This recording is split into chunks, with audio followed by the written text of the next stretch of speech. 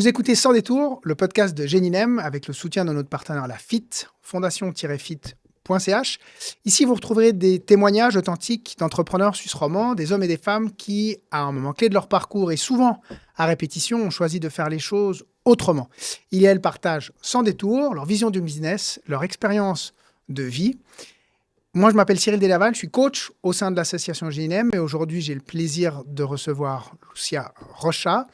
On va parler avec toi, si tu es d'accord, reconversion, conviction, storytelling et océan. Ça te va? Ouais, ça me va. Bonjour Cyril. Bonjour Lucia, merci d'être là.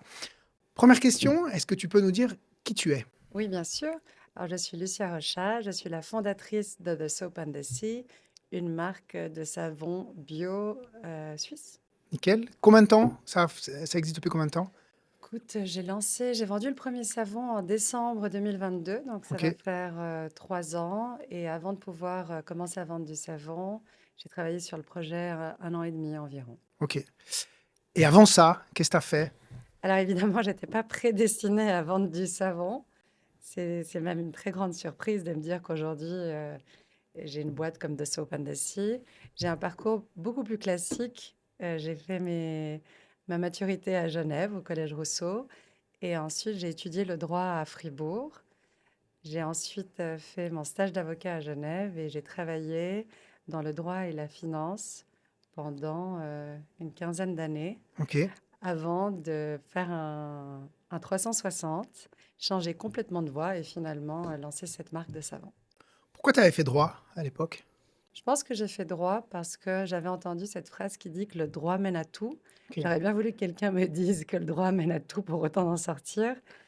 Et je me disais que c'était une bonne base pour quelqu'un comme moi qui avait l'esprit assez curieux et qui ne savait pas encore ce que j'allais faire.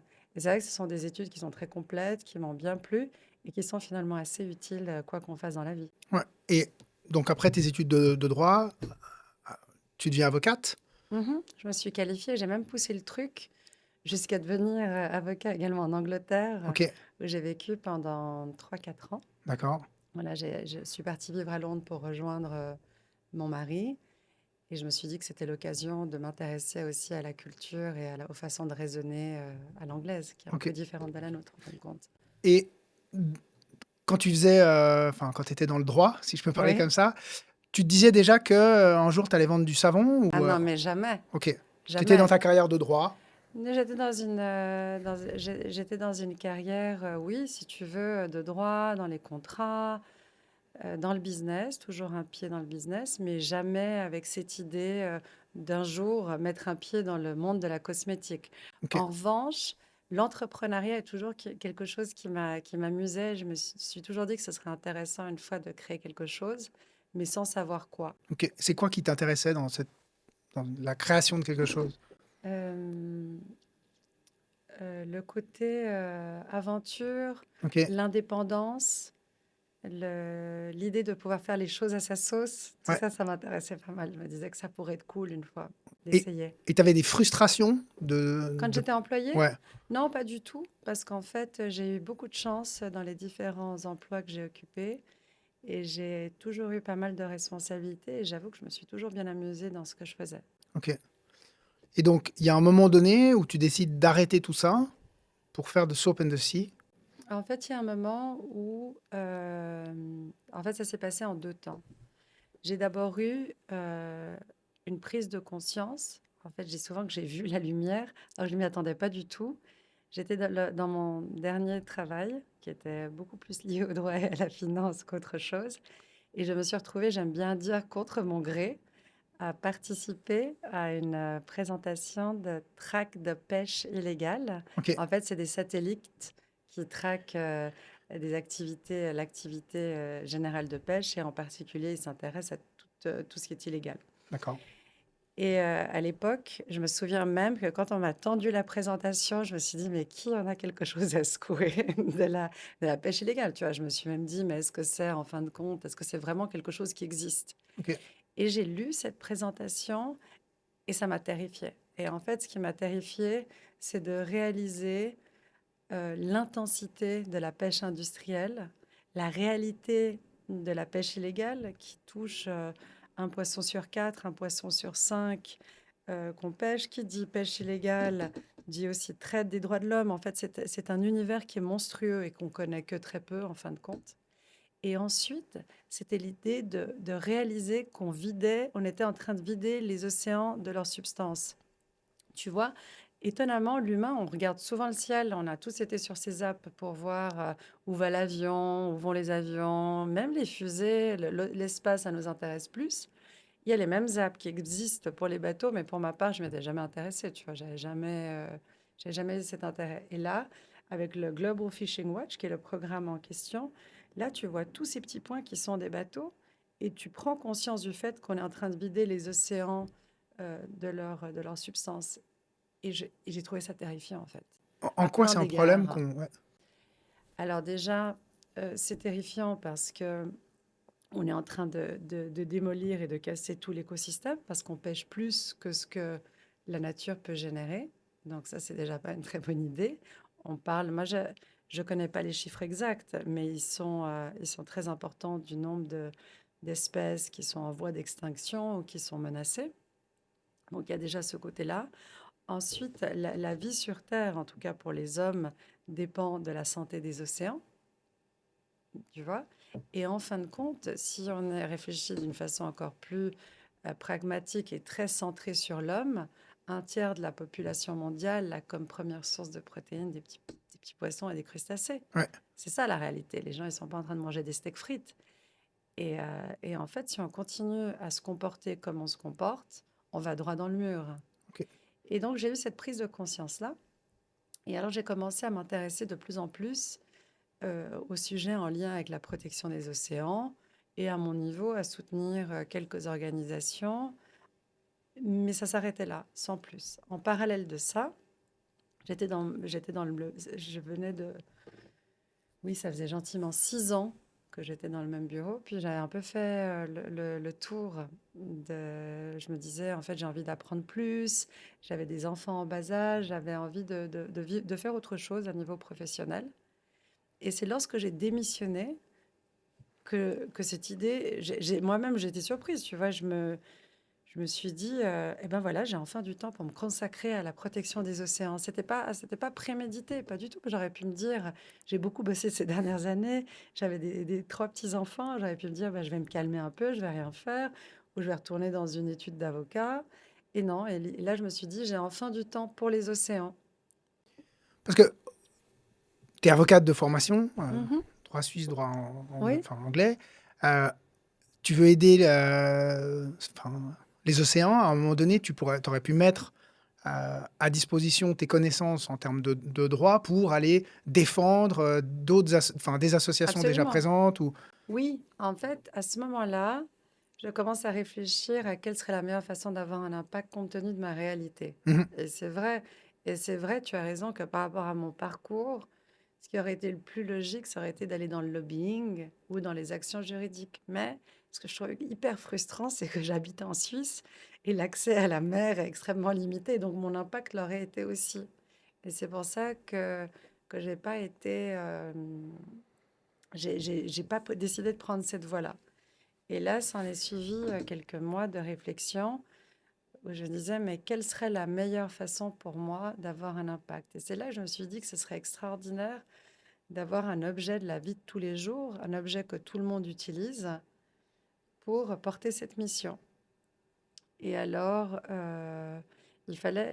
pour une mission aussi importante que la protection des océans, il te faut un produit qui n'endommage pas l'environnement, on espère, un produit que tout le monde achète, parce que c'est cool de se dire que tout le monde va y avoir accès, un produit dont l'achat est récurrent, un produit qui n'est pas trop onéreux, et surtout quelque chose qui était très important pour moi, c'était un produit qu'on peut offrir. Parce que je me disais, ce qui est génial, tu vois, imagine, tu vas dîner chez quelqu'un et puis tu lui offres cette petite boîte bon, maintenant on sait que c'est du savon, mais à l'époque de cet objet, pendant 1 minute, 2 minutes, j'espère beaucoup plus longtemps, tout le dîner, les gens vont parler des océans. Et en fait, pour moi, c'est une façon de planter des petites graines parce que je crois beaucoup en ça. Ok. Et ça, tu l'as fait, tu as décidé de le faire à travers un business, à travers une entreprise. Oui, Et donc, Oui, parce que donc finalement, je me suis dit, j'ai hésité, hein, j'ai eu plein d'idées, plein de mauvaises idées d'objets que je pourrais vendre par exemple, pour porter cette mission. le Ah, pire. je suis passée de la crème solaire aux combinaisons néoprène. Non, c'est pas des mauvais Ouais, business, mais en fait, c'est des business dans lesquels je me serais perdue parce que, par exemple, si tu veux faire de la crème solaire, euh, c'est un, c'est un domaine, enfin, c'est un produit qui est très saisonnier, dont la composition est très importante. Il faut faire beaucoup de recherche et de développement. Et si tu veux faire un produit qui est super, ça coûte très cher. Or, moi, mon objectif principal, c'est reverser autant que possible à des projets de conversation, pardon, pas de conversation, mais de conservation, pas de me ruiner en R&D. ouais. Donc voilà.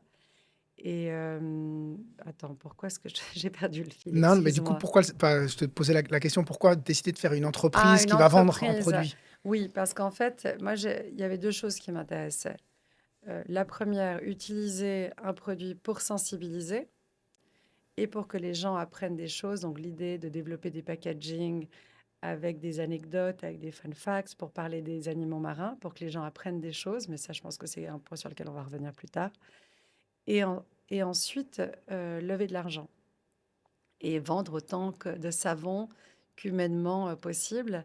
Et je pense que on vend plus si on a une entreprise commerciale et qu'on se fixe comme but de vendre autant de savon qu'humainement possible. Ok. Parce que ton projet, il a un double, je dirais, une double dimension. Je dirais la première Oui. dimension, c'est effectivement le produit qui est Mhm. bon pour la planète. Oui. Et en plus, tu reverses une partie de tes bénéfices à. Ouais. Oui. Alors oui, effectivement. Tu aurais pu Donc faire que l'un ou que l'autre. oui, mais si tu ne fais que de sensibiliser les gens, alors tu n'es pas un produit de la vie de tous les jours et Ok. tu perds cette opportunité d'infiltrer des foyers. Et moi, j'avais aucun intérêt à lancer une marque de savon. Moi, la seule raison pour laquelle j'ai lancé The Soap and the Sea, c'est en ayant en tête la protection des océans. C'est-à-dire que je fais des savons d'une très grande qualité. Je pense que notre produit est génial parce que je lui confie une très grande mission. Et donc, je ne voulais pas prendre le risque de ne pas faire un produit qui est génial et que moi-même j'achèterais. Ça, c'est clair. Mais je n'aurais jamais lancé une marque de savon s'il n'y avait pas l'aspect reverser une partie des bénéfices. Ça, c'est sûr et certain. Ok. Pourquoi? Parce que c'est terrible ce que je veux dire, mais en fin de compte, le savon ne m'intéresse pas tant que ça. Maintenant, j'adore le savon et j'adore ces savons parce ils sont super et ils sont extrêmement qualitatifs. Ils sont tout doux pour la peau. Ils sont certifiés vegan et bio. Enfin, c'est vraiment des super savons. Ils sentent très bon, etc. Mais la raison pour laquelle je le fais, c'est toujours avec cette mission en tête. Ok. Et ça change quoi quand on fait une entreprise justement à mission par rapport à ce que tu as pu voir avant? Tu as plus d'énergie, les consommatrices, les consommateurs sont plus faciles à convaincre, Alors, ou à l'inverse? alors la réalité, c'est que j'ai changé, ma perception a changé. Je pense que j'étais très naïve au début et je me disais que les consommateurs achèteraient mon savon en partie parce qu'on reverse une partie des bénéfices. Or, je réalise aujourd'hui que on vend nos savons parce qu'ils sont de très bonne qualité et que c'est un super produit et qu'en plus on reverse. Mais en fin de compte, en plus on reverse et c'est quelque chose de, si tu veux, c'est quelque chose de chouette. Et les gens sont contents qu'en plus on reverse, mais on ne nous achèterait pas si on n'était pas un produit très qualitatif. Tu as découvert ça comment? Ben, je le vois tout le temps. Je vois même, ne serait-ce que sur les pubs, sur Meta, ce qui fonctionne, c'est lorsqu'on parle des qualités du produit, lorsque je décris le parfum, c'est beaucoup plus vendeur. Lorsque lorsqu'on va dans les magasins, même nos points de vente, ce qui les intéresse le plus, c'est les bienfaits du produit pour le consommateur beaucoup moins en fin de compte ce qu'on fait pour les océans, mais c'est pas grave parce que je suis convaincue qu'à force de les voir, les gens vont penser plus aux océans et mon rêve le plus fou, c'est que justement, en les voyant, les gens vont être amenés à s'alimenter, voter, soutenir des organisations, même lire des articles avec plus de conscience. Ok, Donc voilà. Et par rapport à la motivation, écoute, la réalité, c'est que ça dépend des jours. C'est vrai que je suis animée par cette mission. C'est vrai que j'ai de la chance d'avoir une façon différente, peut-être, que d'autres entreprises de mesurer le succès. Parce que je me dis, OK, voilà, on vend tant de savon. Ça, c'est des métriques, ça, c'est des données qui sont très claires. Mais je me dis aussi que j'ai la chance de pouvoir mesurer notre succès par le nombre de personnes qu'on a touchées et le nombre de foyers qu'on a infiltrés. Et par exemple, à travers nos anecdotes, nos fun facts, on fait pas mal de marchés, on a des pop-up, et là, je suis en contact avec beaucoup d'enfants, euh, pas mal de jeunes, et je me dis en ayant pris le temps de leur expliquer quelle est notre mission, l'importance de préserver les fonds marins, et ben, je me dis que c'est des petites graines de conservation qu'on plante, et tu ne sais pas ce qui va se passer par la suite, mais je crois beaucoup en ça. merci. Par rapport justement à l'importance du produit, ok, Mhm. c'est vos savons. Alors, disclaimer, moi je suis consommateur de tes savons depuis Ouais. un moment. Oui, je me Donc, suis dit que je te trouvais très propre ce non. matin. Mais donc, effectivement, moi je les aime bien. Mais ce que je trouve assez. Enfin, ce qui moi m'a toujours fasciné, c'est le jusqu'au boutisme. Euh, au-delà du savon, il y a tout ce packaging, il y a ces fun facts dont tu parles. Il y a aussi au début, enfin, je sais pas si vous le faites toujours avec comment ça s'appelle, les mini tatouages que Oui, vous oui. mettez pour les enfants, etc., Mhm. etc. Ça, est-ce que tu peux nous expliquer un petit peu la démarche par rapport à ça? C'est quelque chose que tu as eu dès le début ou c'est quelque chose que tu as dû mettre en place quand tu as compris que les consommateurs, en fait, ils étaient plus focus sur le produit que sur l'histoire et sur la mission? En fait, comme je te disais avant, moi j'étais très naïve. Et je me suis dit, tu sais quoi, moi je vais vendre du savon, je vais l'emballer plus ou moins dans n'importe quoi. Et puis les gens vont trouver que c'est tellement génial qu'on donne une partie de nos bénéfices que ça va se vendre tout seul comme des petits pains. Et très vite, j'ai compris qu'en fait, ça marchait pas comme ça. Et les produits et les marques ont un ton de voix, ils ont une personnalité, il y a des choses qui disent, des choses qui disent pas, ils ont des codes couleurs, ils ont une typographie, ils ont un nom. Et c'est parce qu'en fait, une marque et un produit a cette personnalité qui, je pense, doit être assez forte, qu'elle va plaire ou parler aux consommateurs. Et donc, à partir du moment où tu prends conscience de ça, et que en plus, tu confies à ta marque une mission aussi importante, tu peux pas le faire à moitié. Et donc, progressivement, j'ai commencé à me demander, finalement, j'ai envie que ce savon ait quoi comme type de personnalité. Je me disais, j'aimerais que la voix soit, j'aimerais que le savon soit touchant, qu'il soit fun, mais pas drôle, qu'il ait un côté pratiquement humain. Et donc, c'est ce qu'on essaye de faire dans tout ce qu'on fait. Ok. Et ça, parce que j'imagine que ça consomme des ressources, que ce soit du temps ou de l'argent pour aller aussi loin par rapport à tout ça, Mhm. c'est très frustrant de te dire, bah, c'est tout ça que je donne pas pour les océans, ou au contraire, tu te dis, bon, bah voilà, ça fait une partie du jeu et puis on va aller, quoi. T'as renoncé des fois à faire des investissements en te disant non, mais parce que, ou non, tu te dis non, il faut aller au bout du. Ça va me permettre de vendre plus et si je vends plus, je pourrais reverser plus. Alors, au début, tu dois créer la marque. Et donc, tu perçois ça comme un investissement. Et donc, je me disais pas, c'est tout cet argent que je ne vais pas donner parce que tu dois avoir un objet et un objet qui est abouti afin de pouvoir en vendre et faire passer ton message. Donc ça, je me disais pas au début. En revanche, c'est vrai qu'aujourd'hui, il y a des fois où je me dis, bah ça, c'est pas un bon investissement pour nous parce que c'est de l'argent qu'on pourrait être en train de donner à des projets de conservation. Par exemple, ce qui me rend malade, mais pourtant ça fait partie du jeu et tu dois le faire, c'est de donner de l'argent à Meta. Ça me rend physiquement malade parce que je trouve que Meta n'en a vraiment pas besoin. Mais si tu veux être vu, si tu veux vendre, si tu veux exister pour des toutes petites marques comme la mienne, alors tu es obligé de rentrer dans ce jeu-là. Et c'est vrai qu'on se retrouve à donner des milliers de francs à Meta. Et j'ai des dizaines, voire des centaines de causes que je préférerais soutenir avant de dépenser l'argent comme ça. Mais ça fait partie du jeu. Au début, tu le faisais pas et après tu l'as fait ou dès le début? Au début, non. Au début, je faisais pas des pubs sur Meta. Je l'ai fait au bout d'un an et demi. Et puis, c'est que maintenant que je commence à mettre un budget un tout petit peu plus important dans ce que je fais. Ok. Enfin, pour avoir plus de visibilité, pour grandir. Ça, quand on est avocate de formation, le coût d'acquisition d'un client via un channel digital, et ce genre de choses. Aucune Euh, idée. ok. Et comment tu as appris?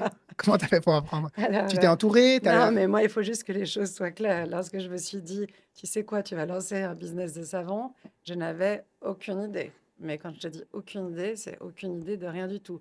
Et clairement, je n'avais pas été présente au cours de chimie le jour où ils ont parlé de la saponification. Je ne savais même pas les ingrédients qu'il y avait dans un savon. Ok.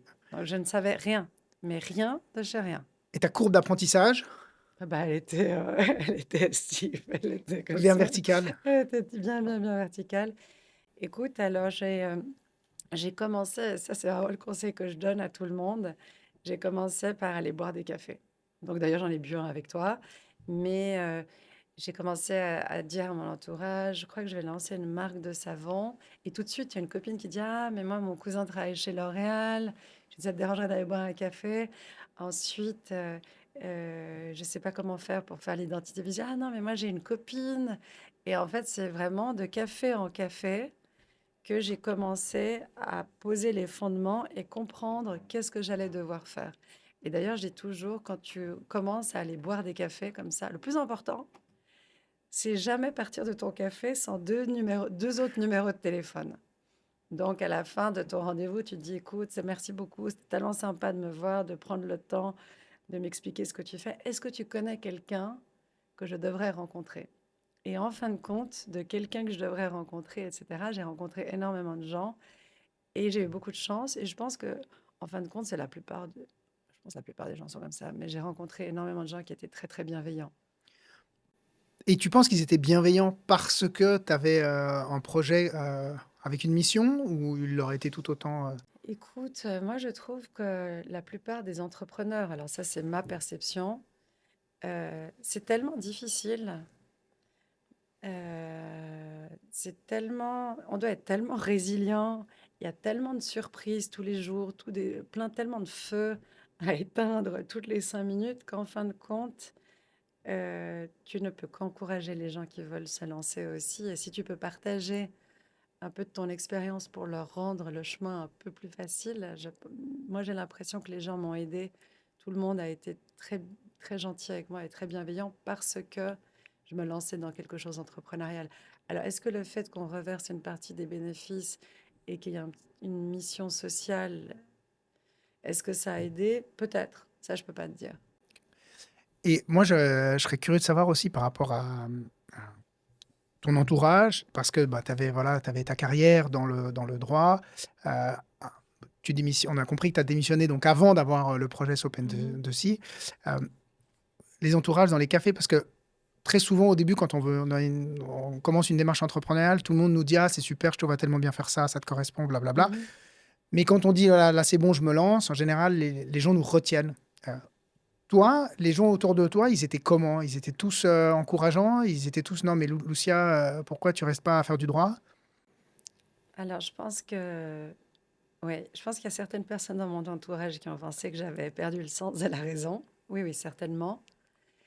Mais après, lorsqu'en face de toi, tu as quelqu'un qui est motivé, qui est convaincu de ce qu'il veut faire, très vite, euh, très vite, ils te soutiennent. Oui.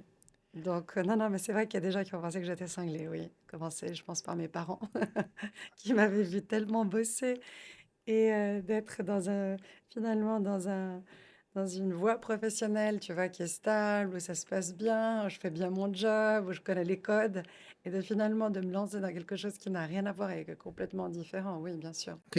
Et ils ont plutôt essayé de te retenir ou ils ont simplement voulu te faire voir tous les enjeux? Non, parce qu'à partir du moment où j'ai dit je vais lancer une marque de savon et je vais redonner les bénéfices à des projets de conservation, en fait, j'étais tellement déterminée qu'il n'y a personne qui a essayé de me dire Ok. que c'était pas une bonne idée. Et j'ai beaucoup de chance parce que mon mari me soutient beaucoup. Alors, il me challenge aussi, mais il m'a tout de suite soutenue dans mon projet. Alors, ça a été le premier à me dire à chaque fois lorsqu'on était à la recherche de savoir quel produit j'allais lancer, dès que l'idée lui semblait pas à la hauteur, il me disait, écoute, non, non, ça, c'est pas une bonne idée.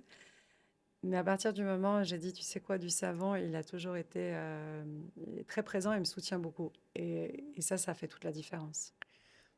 Tu sais ce qui lui a plu dans le savon? Je pense que c'est le côté utilitaire et universel du savon. Et le fait que lui, il s'est dit, ah ouais, enfin. Enfin, je sais pas combien d'idées t'avais amené avant, mais Pas mal. Non, il s'est dit, c'est un projet, c'est un produit qui doit être assez facile à réaliser. ok. En fin de compte, il est un tout petit peu moins facile que ce que j'avais anticipé. Et puis, c'est un problème. Puis en fait, le savon, c'est un beau produit. Et, et on n'y pense pas souvent, mais du moment qu'on arrive sur Terre, au moment où on meurt, le savon, en fait, la première chose qu'on va faire quand un bébé est né, c'est le laver. Alors, peut-être pas avec un savon, mais il est lavé. Et quand quelqu'un nous quitte avant de l'enterrer, on va le laver. Et en fait, le savon, c'est un produit qui est lié à l'intimité des gens. C'est des moments de partage extraordinaires avec nos enfants, des moments avec soi-même dans la douche, où on réfléchit, où on chante. Enfin, ça dépend de qui on est. Et c'est quelque chose qui est ancré tellement dans la vie de tout le monde. J'espère hein, vraiment que tout le monde se lave, mais c'est tellement ancré dans la vie des gens. Et en fait, c'est un super produit, le savon. Et donc, je pense que, enfin, là, c'est moi qui interprète, hein, mais je pense que c'est le côté universel du savon qui lui a plu à lui. Et le fait que lui, il y croyait, tu t'es dit, ah bah là, vraiment, on tient quelque chose? Ou... Oui, oui, bien sûr. Quand tu vois dans ton entourage proche et puis surtout des gens que tu respectes qui te disent oui, je pense que c'est une bonne idée, tu te dis ok. Et alors là, tu as fait quoi? Tu as cherché des savonniers, on appelle ça des savonniers? Des gens qui fabriquent Mhm, les savons? mhm. Alors là, Tu nous racontes? oui. Alors j'ai de la chance parce que dans mon entourage, je connais quelqu'un qui a une usine de savon, alors qui ne fait pas de la marque à blanc, c'est-à-dire des savons pour des autres. Mais donc lui, je l'ai appelé, il s'appelle Guillaume, et il a la savonnerie et savons La Corvette. Et c'est une savonnerie historique à Marseille. Et je lui ai demandé un peu comment ça se passait, qu'il me raconte un peu dans les grandes lignes comment est-ce qu'on faisait du savon. En lui expliquant que tu avais un projet de Oui, savon oui, ou... oui, je Ouais, lui ai dit que je ok. voulais faire du savon. Au début, il m'a dit que j'étais un peu cinglée. Je pense que si quelqu'un me disait à moi aujourd'hui, je vais lancer une marque de savon, je lui dirais aussi T'es que cinglé? tu es cinglée. Mais en fait, voilà, je l'appelais avec beaucoup de naïveté. Et, euh, Et j'ai dit, écoute, Guillaume, comment ça se passe? Si quelqu'un, est-ce que toi tu fais des savons pour des tiers?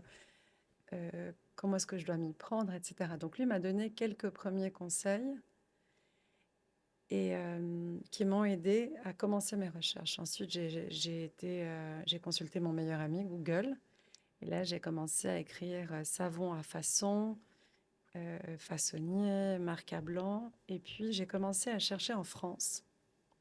Pourquoi? Bon, parce qu'il y a une grande tradition de savon en France que je connaissais. Tu vois, on a souvent entendu parler du savon de Marseille. Donc je me disais que ça devait être un bon endroit. Et puis, j'ai toujours voulu, en fait, fabriquer nos savons le plus proche possible. Pardon, excuse-moi. En Suisse, c'était pas possible parce que moi, comme tu as compris, pour moi, le plus important, c'est la mission. Et de, et de sensibiliser le public et de créer du contenu, etc. Et donc, je voulais pas passer le gros de mon temps à moi-même produire du savon. Et si je faisais faire le savon en Suisse, j'allais me retrouver à vendre des savons beaucoup trop chers. Et je voulais en fait que nos savons soient le plus accessibles possible. Et même comme ça, ils restent très chers parce que comme je les produis en Europe, ils sont de bonne qualité, ils sont certifiés vegan et bio. Je peux pas réduire plus mes coûts. Et donc, j'ai commencé en France, mais sans savoir. Je savais que je cherchais une usine qui allait faire du savon, mais je ne savais pas exactement ce que je cherchais. Et la première usine, donc j'ai trouvé un premier nom d'usine sur Google, puis ensuite j'ai cherché compétiteurs, etc. Donc j'ai appelé cette première usine, j'ai menti comme une arracheuse de dents, parce que personne ne te reçoit sinon. Et j'ai dit, voilà, j'ai une marque de savon, je suis dans la région tel jour, est-ce que je peux venir vous voir? Puis une fois que j'avais ce premier rendez-vous, j'ai appelé la deuxième usine en disant, je viens voir telle usine, je vais être dans la région. Si vous avez un petit moment, je peux vous voir également. Et donc là, je me suis fixé mes 3 premiers rendez-vous. Mais mon premier entretien dans la première usine, là, quand j'y pense, c'est embarrassant. Là, j'ai perdu toute dignité, j'avais aucune idée. Aucune idée. Mais tu as la boule au ventre quand tu rentres là-dedans ou tu te dis non, mais de toute Non, façon, je dois apprendre, ça passe par là, et puis tu t'es comment? non, mais j'ai beaucoup de chance parce que j'ai une carrière professionnelle avant. J'ai eu beaucoup, beaucoup de moments de solitude dans ma carrière, dans ma vie. J'ai dû appeler des centaines de gens, enfin parler avec tellement de gens que je ne connais pas. Tu sais, c'est une anecdote, mais lorsque je faisais mon stage d'avocat, la première fois que je suis allée chez le juge d'instruction, j'avais une nomination d'office, j'avais aucune idée. Et je suis arrivée dans la salle. Et puis, je me suis dirigée pour aller m'asseoir là où doit s'asseoir l'inculpé, quoi, le type qui va être entendu. Et là, le juge d'instruction avait dit, mais maître, vous faites quoi? Et j'ai tendu ma main et je lui ai dit, je viens vous dire bonjour. J'ai compris que j'allais m'asseoir à la mauvaise place. Donc, si tu veux, j'ai pas mal d'expérience dans Pour les retomber sur tes situations, pattes. retomber sur les pattes et les situations inconfortables. Donc là, non, j'avais pas peur. Je me disais juste que j'allais poser des questions, j'allais demander des choses. Alors, j'en avais, en fin de compte, aucune idée. Ok, ça s'est bien passé. Très bien. Super sympa. Et puis là, déjà, après ce premier rendez-vous, j'étais déjà beaucoup plus, tu vois, j'étais beaucoup plus culte, j'avais beaucoup plus d'informations. Donc, ça a rendu mon deuxième entretien plus facile. Et tu vois, le troisième, encore plus. Et puis donc là, j'ai commencé mes discussions, j'ai eu des premiers échantillons, etc. J'ai pas eu de chance parce que ces usines, je les ai visitées en janvier, février 20, et il y a le Covid qui est arrivé. Donc c'est ça aussi qui a fait que mon processus a été ralenti, parce qu'à partir du moment où il y avait le Covid, ça devenait beaucoup plus difficile de visiter des usines.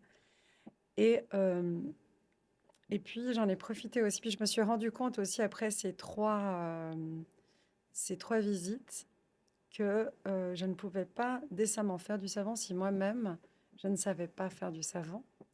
Et donc, j'ai contacté la savonnerie de la Cité, qui est une super savonnerie qui est à Genève et qui est aux Grottes. Et j'ai pris contact avec Myriam et je lui ai demandé si elle serait d'accord. Enfin, elle donne des cours, qu'elle m'apprenne à faire du savon. Je me suis dit, je dois au moins faire du savon, je dois au moins Artisanalement, ouais. savoir, tu vois, pour comprendre. Parce qu'on me disait, mais est-ce que vous voulez que votre savon soit sur gras? Est-ce que vous voulez mettre telle huile, telle autre, etc. Et moi, j'avais aucune idée.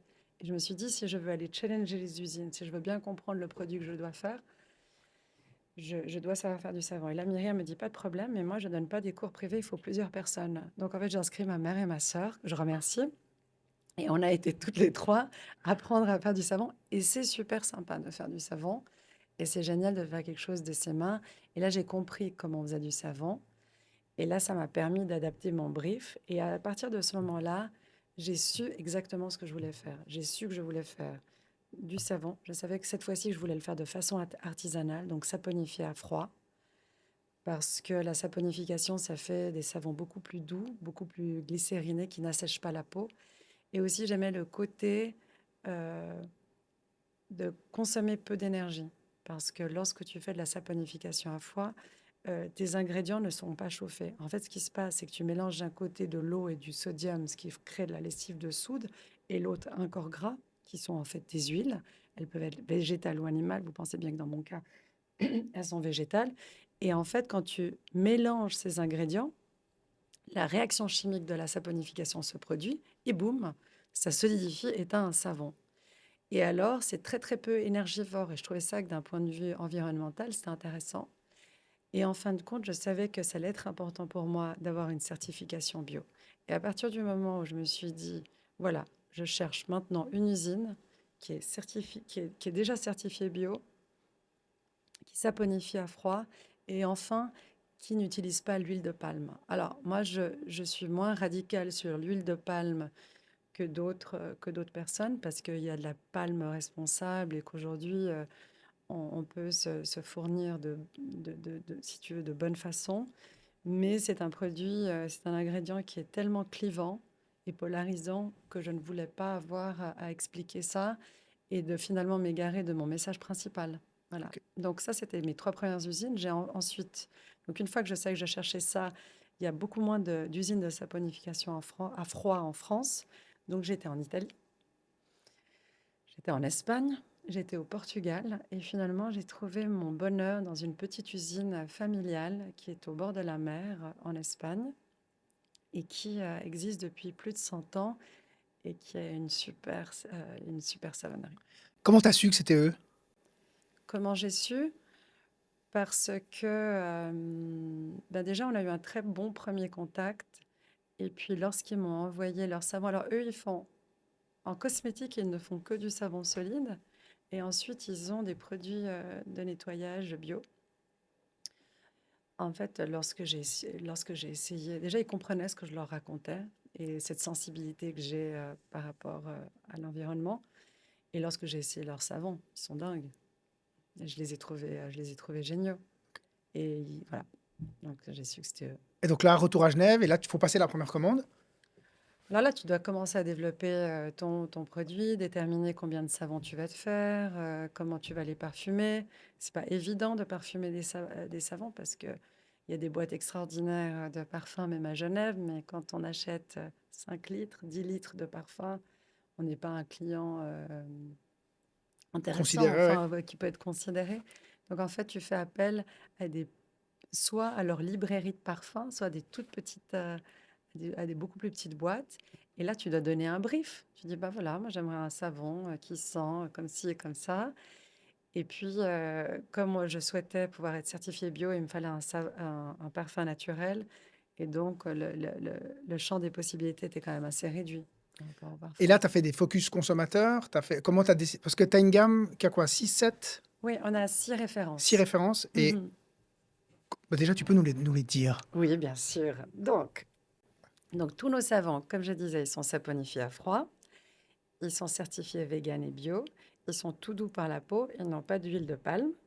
Et alors, on a un premier qui est sans parfum, enrichi au beurre de karité, qui est notre savon, si tu veux, le plus doux. Et puis, que je conseille pour les gens qui ont une peau particulièrement sensible. Et oui, et puis tous nos savons sont aussi testés dermatologiquement. Ça, c'est important aussi à dire. Je tiens aussi à dire que tous les savons, quelle que soit la référence, ont été testés sur mes enfants. Et Ils vont aujourd'hui, au bien? quotidien, oui, oui, ils vont bien, ils vont bien. Ensuite, on a un savon verveine citron. La verveine, j'ai un peu fait des recherches, etc. Et c'est un peu l'odeur qui se vend le plus. Et je me disais, bon, alors il nous faut une verveine. Donc, verveine citron, moi, c'est pas mon préféré. Mais effectivement, il se vend très, très bien. On en a un qui est eucalyptus sel marin, qui est enrichi d'aloe vera. Celui-là, c'est parce qu'il m'a fait... Moi, je suis originaire du nord-ouest de l'Espagne et je viens de la côte atlantique. Et puis, l'eucalyptus me fait toujours penser à la région d'où je viens. Et pour moi, c'est un peu notre senteur la plus océanique. Enfin, la plus... Voilà. Donc, ça, c'est eucalyptus sel marin. On a gingembre exfoliant. Celui-là, il exfolie en fait avec de la coque d'amande. Il sent très bon aussi. Charbon, mandarine et romarin. Ça, c'est un savon qui est tout noir et qui est particulièrement purifiant. Et enfin, il nous reste cèdre, bois de santal. Est-ce que j'en oublie un, Cyril? Je crois pas. Non, voilà, cèdre et bois de santal, qui est en fait un parfum un peu plus masculin. Ok, c'est celui que j'utilise. Voilà. Comment tu choisis pour cette gamme-là? Parce que tu es toute seule à ton bureau, alors tu as ton copain Google, mais comment tu choisis? Pourquoi 6? Pourquoi tel parfum, tel celui-là? Alors, en fait, bon, déjà, je ne crois pas en lancer un produit que moi-même je n'achèterais pas. Donc, je me dis, bah, tu peux pas plaire à tout le monde, mais je vais faire quelque chose qui, en tout cas, me plaît à moi. Et puis, j'ai de la chance dans mon entourage. J'ai un super copain qui s'appelle John Clapinoche et qui a passé pas mal d'années chez Firmenich et qui aujourd'hui s'est lancé dans une aventure extraordinaire qui est Trip Trap. Et je recommande à tout le monde très chaleureusement d'aller chez Trip Trap. Et Jan a un très bon Qui sont des, nez, des escape, qui sont des escape escape games games à à Genève. Genève. Et franchement, c'est génial. Et donc, tu peux pas avoir 25 personnes qui sentent ton parfum, mais au fur et à mesure, quand on faisait les tests, j'avais John Clark qui les sentait toujours avec sa femme Mélanie, et puis évidemment mes enfants, mon mari, mes parents, et puis une voisine, Laurine, que j'aime beaucoup, et j'aime beaucoup son goût. Et donc voilà, en fait, je m'étais créé, si tu veux, un petit panel, Ok, un petit groupe, comment t'appelles ça, un petit groupe de gens, focus d'experts, group. un focus group, voilà, c'est le mot que je cherchais, pour venir sortir les parfums. Mais tu vois, mon focus group, et tu le fais avec n'importe qui, juste des gens que tu respectes, qui sont dans ton entourage et qui t'aiment bien et qui sont d'accord de se laver avec du savon régulièrement. Et ils étaient contents de le faire. Ouais, Ok. Et donc là, vous décidez. Donc, on décide. le focus group de Soap and Voilà, the Sea décide. voilà, Dream Team décide. Et, euh, Et et là, tu passes voilà. ta Et première là, je commande. passe une première commande. Ok. Et là, c'est un monde qui s'ouvre, un nouveau monde qui s'ouvre à moi. Lequel? Ben, moi, je venais du monde du service. Et là, je rentre dans un monde. En même temps, c'est ce qui est le plus excitant parce que je te jure que quand tu viens du service comme moi et tu rentres la première fois dans une usine de savon, et tu vois qu'on est en train de produire quelque chose de concret qui existe et tout, c'est délirant. Donc ça, c'est la première chose. Mais voilà, je me retrouve avec des palettes, avec un stock, avec, je sais pas, moi, avec plein de choses auxquelles j'avais jamais, la logistique, quoi, tous les problèmes liés à la logistique que je n'avais jamais anticipé. Et une logistique qui est faite pour vendre en direct à travers ton site internet ou pour vendre à des revendeurs Alors moi, j'avais imaginé au début que on avait un joli produit, qu'on allait mettre des jolies images sur Instagram, que le produit était top, et puis en plus, que... tu reverses la moitié. Oui, oui, alors je me suis dit, bah, je vais les mettre sur Insta et je vais en vendre plein. Ça s'est pas passé comme ça. Écoute, théâtre, pas du tout en fait, parce que la réalité, c'est qu'il n'y a personne qui te voit. Et mais en fait, mon plan, c'était, je vais vendre énormément de savon en ligne et ensuite, je vais en mettre dans deux, trois magasins pour des questions de notoriété. Et voilà, je m'étais un peu imaginé que comme ça fonctionnerait tout seul. Or, pas du tout. C'est en fin de compte beaucoup plus facile de vendre en magasin qu'en ligne, en tout cas un produit comme le mien. Et donc, j'ai dû m'adapter. Et j'étais prête à rien du tout. Donc, ça veut dire quoi? Tu Ben, as dû j'avais... appeler des magasins, tu as dû identifier d'abord les magasins, tu as dû les Alors, appeler, pour aller... stocker, je stockais en partie en France dans un petit bureau que je partageais justement avec Laurine. On avait un petit bureau et moi, je stockais mes savons donc en France. Et puis, j'avais le reste du stock chez moi. Dans ce que j'appelle, j'aime bien, parce que j'appelle cette Churchill avait une war room. Moi, j'ai un soap room. Donc voilà, le nom est resté. Et c'est stocké là. Et puis c'était mes enfants. Et donc là, tu fais quoi? Là, tu prends ton bâton de pèlerin, puis tu vas voir des magasins que tu penses être les bons pour revendre. Oui, là, tu appelles des magasins. Il y a pas mal de magasins qui nous ont appelés aussi, qui nous ont contactés directement. Donc ça, j'ai eu de la chance. Non, c'est parce qu'en fait, j'ai un produit que les gens aiment beaucoup. Donc ça, c'est une chance. Et, euh, et le produit, enfin, je veux dire, quand tu dis qu'il est fini, il l'est vraiment. C'est-à-dire que ça va de la qualité du produit au fait qu'il y a un vrai design de la marque, au fait que notre papier est recyclé et recyclable, que tu apprends plein d'informations sur les animaux marins. Donc il y a tout ça. Donc le produit est très complet et on reverse à des projets qui tiennent la route. Donc je pense que les magasins, ça leur plaît aussi de pouvoir proposer un produit comme ça. Aujourd'hui, c'est quoi le pourcentage? C'est 50-50, 50 sur ton Non, je site dirais internet? 20% en ligne, mais j'aimerais que ce soit beaucoup plus. Tu as plus Alors de marge. j'essaye, oui. Donc j'essaye de vendre plus en ligne, mais c'est pas facile. Et puis après, quand tu es dans un magasin, si le responsable du magasin ou le propriétaire a compris et est touché par la mission et qu'il le met en avant, le produit se vend très bien. Mais si elle est posée dans une étagère et qu'on devient un savon parmi tant d'autres, en fait, on vend très mal, on vend très peu, parce qu'on ne nous voit pas, on disparaît. Donc pour toi, l'enjeu principal, c'est de créer cette notoriété plutôt en ligne pour que les gens reconnaissent de Soap and the Sea quand ils rentrent dans un Oui, magasin ou alors... alors bah, ça va dans les deux sens. C'est parce qu'on t'a vu en magasin que les gens vont t'acheter en ligne, et c'est parce qu'on te voit en ligne qu'après on te voit en magasin. Mais c'est vrai que on dit souvent que les gens doivent voir, je sais pas, 3, 5, 10 fois un produit pour avoir envie de l'acheter. Et c'est vrai que si tu l'as vu dans un magasin qui te plaît bien, si tu l'as vu sur des pubs, si tu vois qu'il y a des copains que tu respectes qui le suivent, évidemment, ça va faire vendre plus. J'ai eu de la chance parce que j'ai pu très vite faire des ventes sur Coca. Et ça m'a bien aidé. D'ailleurs, je les salue. Salut Hervé. Euh, on a, ça, typiquement, c'est des choses qui aident à créer ta notoriété et à créer ce sentiment de confiance. Parce que lorsque tu lances une marque, il faut inspirer de la confiance. Il faut que le consommateur se dise, oui, je vais acheter ce savon-là. Et la confiance, ben, ça peut passer par des commentaires sur le site internet, ça peut passer par de la certification, mais aussi par le fait que tu es présent dans telle pharmacie, dans tel grand magasin, que, que tu as une vente Coca. Ben, tout ça, ça va aider en fait à ce que le consommateur ait envie et te fasse confiance. Tu vois, même Twint, tu vois, c'est absurde, mais le fait d'avoir Twint ou PayPal comme mode de paiement, ça rassure le consommateur. Aujourd'hui, tu démarches encore beaucoup d'établissements pour revendre. Alors, puis il faudrait que je fasse beaucoup plus, que je passe beaucoup plus de temps à aller voir les points de vente. Et Qui sont quoi? Qui sont des pharmacies, qui sont alors, on a de tout, on a des pharmacies, on a des concept stores, on a des magasins, des petits magasins d'alimentation, des magasins bio, on a des musées. On vend très bien à Monaco, au musée océanographique. On vend très bien, on vend à Berne, par exemple, au musée de sciences naturelles. Au Danemark, à Copenhague, dans la boutique du Louisiana, qui est le musée d'art moderne. Donc oui, oui. Mais le truc, c'est que comme on est une micro-équipe et que je suis toute seule, enfin, je n'ai pas d'employé, je suis toute seule, je travaille avec des consultants ou des tiers qui viennent m'aider, ou des agences qui m'aident 2 jours par semaine, un jour par semaine. Euh, Moi, j'ai pas le temps d'aller débaucher tous ces gens. Et en fait, ce qui se passe, c'est que lorsque tu t'engages auprès de ton consommateur à reverser 50% de tes bénéfices, tu es très regardant sur les coûts. Donc, mon bureau, il est chez moi.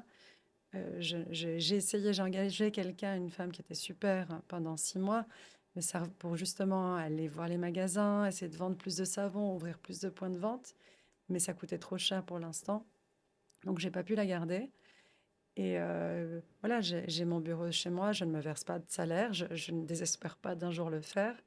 Mais voilà, en revanche, voilà, j'emploie des gens, mais sur des petites missions. ce qui fonctionne bien aussi. Oui, oui, oui, ça fonctionne bien. Bon, la réalité, c'est que quelqu'un comme Ben, qui m'aide, qui travaille avec moi 2 jours par semaine, il fait complètement partie, il s'occupe de toute l'identité visuelle, et Rosie qui a réalisé tous les produits, eux, ils font partie de l'équipe. C'est juste qu'ils ne sont pas à Ils sont pas sur le payroll. 100% Voilà.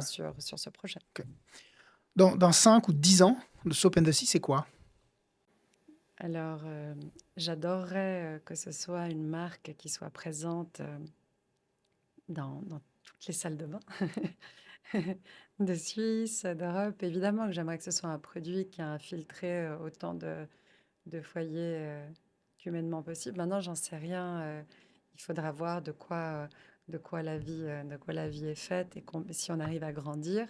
Là, on va lancer un savon liquide, ce qui est déjà un bon début. Je voulais pas au début, moi, lancer un savon liquide, mais je me suis rendu compte de 3 choses. La première, c'est que lorsque tu sors un savon solide de son emballage, il devient un savon lambda et tu vois plus la marque et donc la mission. Et c'était difficile, tu vois, quand tu le mets dans une cuisine, c'est plus qu'un savon. Tu peux pas le mettre dans des restaurants, tu peux pas les mettre dans plein d'endroits. Et donc, il y a ça. Il y a le deuxième, c'est justement c'est le fait que beaucoup de gens, malheureusement, n'utilisent pas du savon solide, ils ont tort. Je vais y revenir dans 2 secondes, mais beaucoup de gens préfèrent le liquide. Et donc, ils n'achèteront jamais du solide parce que c'est pas un produit qu'ils utilisent.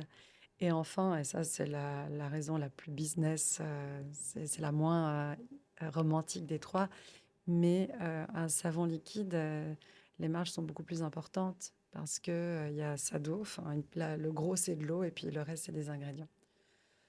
Et donc, ça, c'était aussi intéressant pour augmenter nos marges et l'argent qu'on peut reverser. Alors, une question qui revient tout le temps, c'est pourquoi est-ce que tu ne mets pas une petite pastille effervescente et qu'on mélange, etc. Pourquoi? Ah oui, alors, c'est effectivement une très bonne idée et c'est quelque chose que moi, j'utilise dans les produits de nettoyage, par exemple. Mais Mais en parlant avec les usines, etc., ils m'ont dit qu'en fait, lorsque tu fais ces mélanges, tu es très dépendant de la qualité de l'eau que tu utilises. Et donc, le produit final, la texture, ne va pas toujours être égale. Et lorsque tu parles de produits en cosmétique, les gens sont très, très regardants à la sensation que tu vas avoir, à comment ça va mousser, à la viscosité que ça va avoir. Et on m'a en fait déconseillé de faire ça. Et moi, je trouvais que le savon solide, c'est la meilleure option parce que pour moi, c'est le choix le plus écologique, c'est ce qu'il y a de plus qualitatif, c'est ce qui dure le plus. Donc voilà, je trouvais que c'était...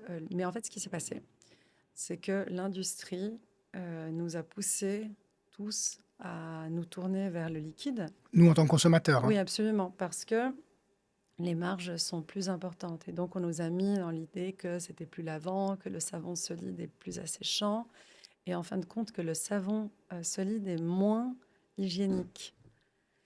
Et en fait, c'est pas complètement vrai. Ça, c'est la réalité. Même moi, aujourd'hui, je vais lancer du liquide parce qu'il y a plus d'eau, parce que les marges sont plus importantes. Donc voilà. Et puis, c'est pas que pour les marges, c'est vraiment aussi ce côté de j'ai envie de pouvoir être dans les bureaux, de pouvoir être sur les salles de bain, avec ce côté vraiment de qu'à force de nous voir, les gens pensent aux océans. Ok, merci beaucoup. Euh, Tes clients Ouais. existants, parce que tu parlais aussi de l'importance sur les réseaux, etc., tu les sollicites comment pour que... Enfin, déjà, est-ce que c'est des ambassadeurs de ta marque? Et si oui, comment tu les sollicites pour qu'ils aillent faire des ratings, pour qu'ils aillent parler de Soap and the Sea à leurs amis? Moi, j'ai pas d'ambassadeur. J'ai que des gens qui sont convaincus par le produit. On n'a pas d'ambassadeur. J'adorerais avoir des ambassadeurs de la marque, des gens qui ont une certaine notoriété qui pourraient parler de notre produit. Mais j'ai pas encore franchi cette étape. Je les ai peut-être pas encore rencontrés. Et puis, c'est toujours compliqué. C'est toujours la même idée de se dire, je suis en train de reverser 50% des bénéfices. Je m'engage à essayer de faire des bénéfices. Et donc, par rapport aux consommateurs, d'aller donner de l'argent aux influenceurs, c'est très compliqué. Alors, ce que je fais, c'est qu'on fait un peu des petites vidéos, des choses comme ça, avec des gens que je ne connais pas nécessairement, mais qui ont une petite notoriété pour les pubs. Ça, on le fait, mais c'est que avec du gifting. Donc, on leur donne du produit et puis ils font des vidéos parce que le produit leur plaît et qu'ils sont convaincus. Mais sinon, non, moi, mes meilleurs ambassadeurs, c'est les gens qui les ont essayés, qui, comme toi, les ont adoptés. Et euh, on rencontre, dans le cadre de Genilem, on rencontre, et de la FIT aussi, parce que maintenant FIT a un programme FIT Impact, on rencontre beaucoup d'entrepreneuses ou d'entrepreneurs qui sont animés par une mission, je dirais bien plus que par transformer leur projet dans quelque chose d'économiquement viable. T'as envie de leur dire quoi à ces gens-là? Bon, déjà, je suis personne pour dire quoi que ce soit à qui que ce soit. Admettons, Ah, mais admettons qu'on me demande mon avis. Ah, ça, j'adore qu'on je me le demande fais. mon avis. Voilà. Moi, je pense que en créant une structure commerciale, et ça n'enlève rien au côté noble, c'est au côté noble qu'a la mission, et qu'en se structurant de façon commerciale, c'est là où on va en vendre le plus et qu'on va pouvoir reverser un maximum. On a une fondation que tout le monde connaît bien à Genève, qui est la fondation Wilsdorf.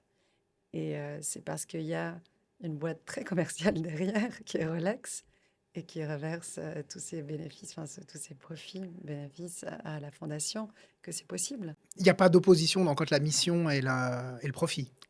Enfin, pas à mon sens, non? Non, non, il faut que les choses... mais d'ailleurs, les choses chez nous sont très séparées. Donc, on a d'un côté The Soap and the Sea, qui est une marque, une société anonyme de savon qui vend du savon. Et puis qu'après, on utilise les packaging et la marque pour que les choses apprennent, pour que les gens apprennent plein de choses sur les fonds marins et les animaux marins en particulier. Et ensuite, il y a l'argent qui est reversé et ça rentre dans une structure philanthropique. Et alors là, le Soap and the Sea n'a plus rien à dire. Là, c'est de l'argent qui est reversé pour la protection des océans. Et là, c'est des projets de conservation. Donc, je pense que oui, on peut complètement faire les deux, oui. Moi, il y a une marque qui m'a beaucoup inspirée, que j'adore, et qui m'a confortée dans mon idée. Donc, en fait, je ne la connaissais pas lorsque j'ai décidé de lancer The Soap and the Sea. Mais lorsque je les ai découverts, je les aime d'amour. Malheureusement, ils ne vendent pas encore en Suisse. C'est une marque australienne qui s'appelle Who Gives a Crap. Et eux, ils vendent du papier de toilette en ligne et ils reversent 50% de leurs bénéfices à l'accès aux toilettes dans le monde, qui est aussi un vrai sujet qu'il ne faut pas minimiser. Et eux, ils ont déjà donné plus de 10 millions de dollars à des projets de conservation. Ils existent depuis plus de 10 ans. Je crois qu'ils sont à 10 ou 12 millions, enfin, des sommes quand même qui sont considérables. Et je trouve que c'est un très bon exemple. Ok. Et, ouais. Et si aujourd'hui, tu pouvais croiser la Lucia qui termine son droit à Fribourg, tu lui dirais quoi? Oh, je ne sais pas ce que je lui dirais. Mais je pense qu'il ne faut pas avoir trop d'informations à l'avance parce que sinon, il y a beaucoup de choses qu'on ne fait pas. Donc, ça. Et je pense que la Lucia, si tu veux, aujourd'hui, j'ai beaucoup plus confiance en ce que je fais. Dans le sens où peut-être que The Soap and the Sea ne marchera pas et je n'arriverai pas à atteindre le niveau de vente de savon que je souhaiterais vendre. Ça, c'est tout à fait possible. En revanche, ce que j'ai appris et ce que je dirais à Mini Lucia, c'est qu'en fait, on finit toujours par y arriver. On finit toujours par trouver une solution. Et ça, j'ai très confiance en ça. Et en cette résilience que j'ai, il y a toujours une solution. C'est ce que je me dis, évidemment pas avec la mort. Ou, voilà. Mais sinon, je trouve qu'il y a toujours une façon de rebondir et toujours une façon d'y arriver. Alors, pas nécessairement comme on avait prévu. Et souvent, on a l'impression qu'il y a un obstacle qui est insurmontable. Là, je parle dans le business. Et finalement, on y arrive quand même toujours. Il y a toujours une solution. C'est ce que je me dis. Alors, ça va peut-être prendre 6 mois de plus. Ça va peut-être coûter plus cher. Il va peut-être falloir le faire différemment. Mais on y arrive. Et ça, en fait, ça me donne énormément de confiance dans ce que je fais. Donc, j'aimerais qu'elle ait ça. Ben merci, on lui souhaite à elle et à Ouais. toutes les autres personnes qu'on rencontre. Il y a un proverbe indien, je crois que moi j'aime bien, qui dit qu'à la fin tout va bien et donc si ça va pas bien, c'est que c'est pas la fin. Ouais, exact. Mais on arrive quand même à la fin de ce podcast et un immense merci, Lucia, d'avoir participé. Pour celles et ceux à qui tu aurais donné envie d'acheter The Soap and the Sea, on peut acheter en ligne? Alors oui, vous pouvez trouver les petits savons sur thesoapandthesea.com.